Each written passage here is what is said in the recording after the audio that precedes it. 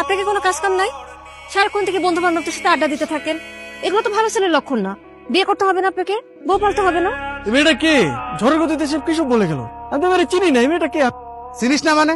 এই সারা এলাকার লোকজন জানে এই মেয়েটা তোরে পছন্দ করে, আর তুই বলছিস যে চিনি না। আচ্ছা, এভাবে আর কতদিন ডুবে ডুবে জল খাবি বলতো? আর একটু সময় দে না আমাকে। তোর এইভাবে সময় নিতে নিতে দেখবি তোর জায়গা অন্যজন নিয়ে গেছে। তার থেকে সময় থাকতে থাকতে এখনই মনের কথাটা বলে দে। আমি তো আমার মনের মানুষকে প্রতিদিন আমার মনের কথা বলি। কি আপু, তোকে আজকালকে একটু অন্যরকম লাগতেছে। তুই কি আবার নতুন প্রেমে টেমে পড়লি নাকি? তুই না অনেক পেকে গেছিস। যা পড়তে যা। শোন, আজকে কিন্তু তোকে চিঠিটা দিতেই হবে, কোনোভাবেই মিস করা যাবে না।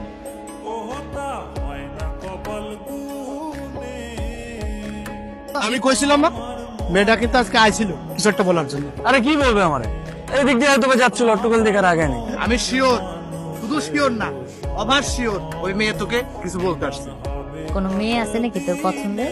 তাহলে আমি বিয়ের প্রস্তাব নিয়ে যাই, তোর বিয়ে দিয়ে আমি তোর দুলাভাইয়ের কাছে মালয়েশিয়া চলে যাই। আমার বিয়ে নিয়ে তোমার তো মাথা ব্যথা কেন? আর তোর সমস্যাটা কি বিয়ে করতে আমার, সেটা বলতো। দেখো, আমি যখন সময় হবে তখন আমি ঠিকই বিয়ে করবো, তোমার তো টেনশন করা লাগবে না। আপনি তো আমাকে ভালোই ফলো করেন, কিন্তু কিছু বলেন না। আমি আপনাকে ফলো করি সেটা আপনি জানেন কি করে? তার মানে আপনি আমারে ফলো করেন? তলে তলে এত করেছে। আরে মানুষ মানুষকে দেখে না রাস্তা বের হইলে, ওই দেখা আর কি। প্রেম টেম করেন নাকি?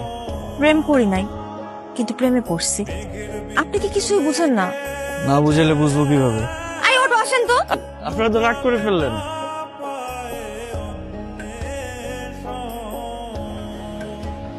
মামা, আপনি না বললেন জেরিন লেখাপড়া নিয়ে ব্যস্ত, এখন বিয়ে দিবেন না।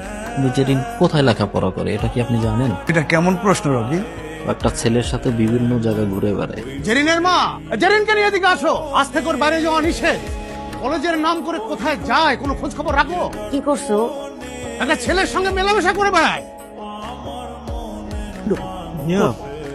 জেরিন কোথায়? ওরে বেশ কয়েকদিন ধরে দেখতেছি না, ও কই? আমিও তো বলতে পারতেছি না ওর কি হয়েছে। ও তো ফোনও ব্যবহার করে না যে ওর একটা খোঁজ নিব।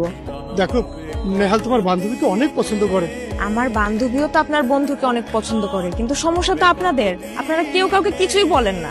সেদিন এত সুযোগ করে দেওয়ার পরও কেউ কাউকে কিছুই বলতে পারলেন না আপনারা। একটা মানুষ যদি তার মনের কথা না বলে কিভাবে বুঝবো?